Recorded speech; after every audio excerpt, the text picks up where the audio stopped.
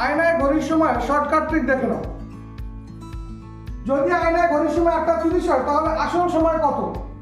দেখো, যদি সময়টা 11:60 বা 11:60 কম হয় তাহলে আমাদের 11:60 থেকে বিয়োগ করতে হবে যে সময়টা দেওয়া থাকবে।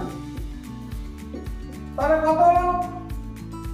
3:30। তাহলে আসল সময় তোমার কত হবে? আসল সময় হবে 3:30। পরেরটা দেখো, যদি আয়নায় ঘড়ির সময় 6:30 হয় তাহলে আসল সময় কত? তাহলে এই ক্ষেত্রে আমরা কত থেকে বিয়োগ করবো? 11:60 থেকে বিয়োগ করবো। 11:60 থেকে বিয়োগ করলে কত হচ্ছে? 5:30। এবার পরের প্রশ্নটা দেখো, যদি আয়নায় ঘড়ির সময় 3:15 হয় তাহলে আসল সময় কত? ভালো করে খেয়াল করো।